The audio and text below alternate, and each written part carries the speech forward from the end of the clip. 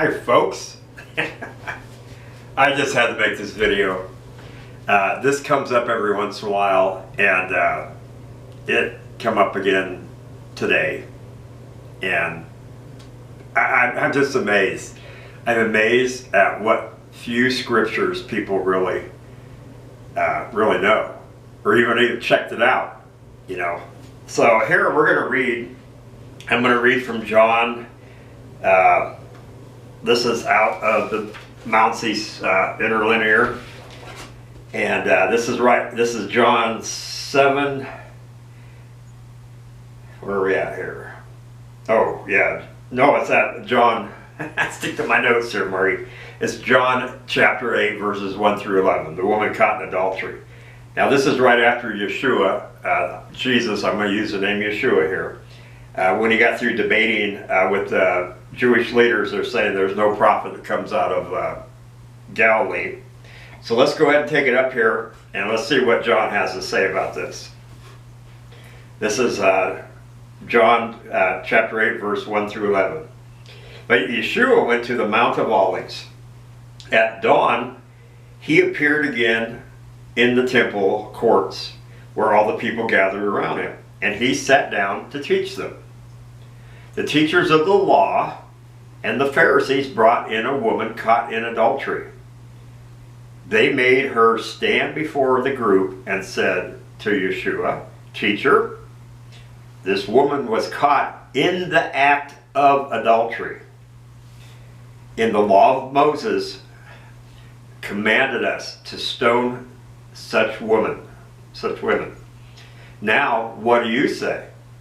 They were using this question to trap him in order to have a bias for accusing him. But Yeshua bent down and started to write on the ground with his finger. Sometimes no response is a good response. You know, it just irritates people. When they kept on questioning him, he straightened up and said to them, "If any one of you is without sin, let him be the first to throw a stone at her." Again he stooped down and wrote on the ground.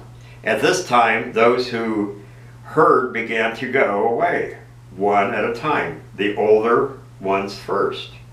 That was interesting. Until only Yeshua was left with the woman still standing there.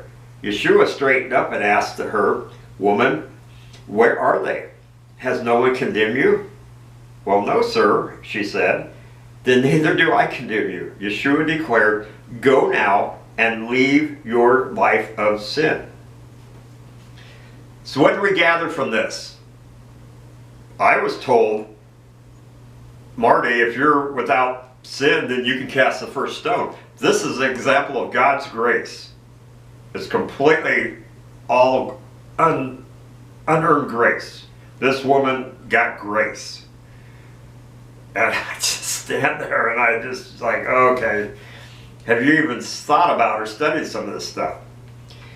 One of the points that I want to bring out, again, this is one of the key issues in verse 3. The teachers of the law and the Pharisees brought in a woman caught in the act of adultery. Okay, she was caught in the act of adultery. Okay, so that's one of your first clues. Did they walk by a window and happen to go, look inside, or what? And when you're having an adultery, it says adultery, it doesn't say fornication. So an adultery, doesn't it take two people to do adultery? Or can you just do one? I'm going to look here now. I'm going to go over some of my highlights here for you. John 8:3, the scribes and the Pharisees brought a woman who had been caught in the act of adultery and placed her in the midst. How did they catch her? Why did they catch her? See, we can ask questions about this stuff because people make up what they want to make up anyway, so we can guess at some of this. John 8:5, they said, "Now in the law of Moses commanded us to stone such a woman." Verse 8:6, the last half of it. Yeshua bent down and wrote with his finger on the ground. What do you think he wrote? I've heard different people talk about that, but this is what I think he wrote. He started writing Deuteronomy 22, verse 22. If a man found lying with the wife of another man, that's how you commit adultery, both of them shall die, the man who lie with her, the woman, and the woman. You notice it said it started with the older people leaving first. John 8:7, let him who is without sin among you be the first to throw a stone at her. Maybe he's talking about Deuteronomy 17:3. Maybe he was writing that down. The hand of the witness shall be first against him to put him to death. John 8:8. And once more he bent down and wrote on the ground. I personally think he could be writing Deuteronomy 17:8.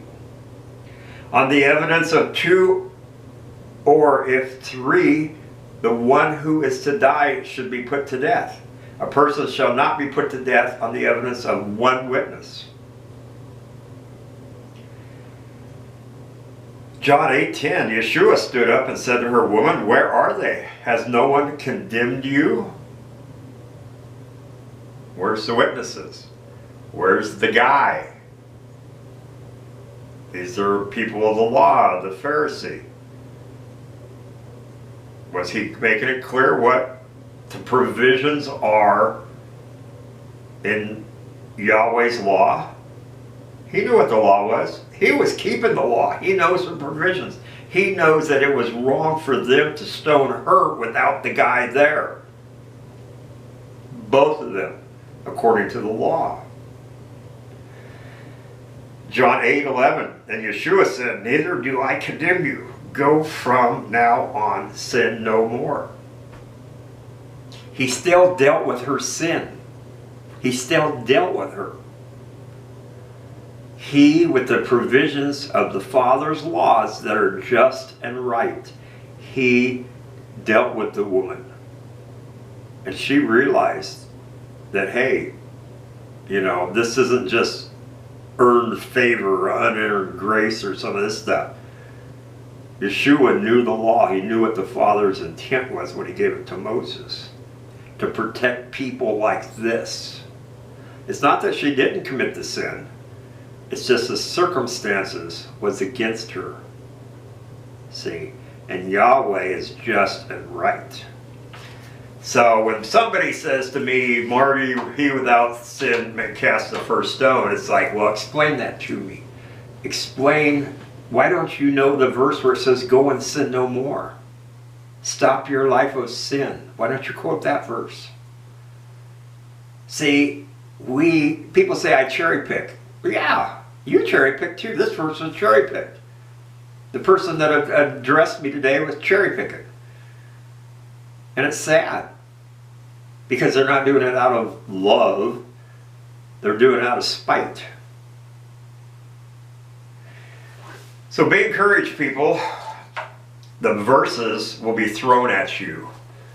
But Yeshua just was quiet, bent down, and I personally believe he started writing what the law of Moses said. And they all knew it. Some people said, oh, he started writing names. But which is more important, somebody's name or the law that Most High gave? Amen? Amen. Father, thank you so much. Lord, I don't want to turn people away. But Father, I'm not going to allow them to misuse your words and try to make you look like an idiot. Because you're not. And I know for a fact that no one should ever put their finger in your face. That we should all humble ourselves before you. So Father, I pray that you will give us wisdom and guidance in seeing who you are and who your Son is and what you represent. Justice and righteousness. In Yeshua's name, amen.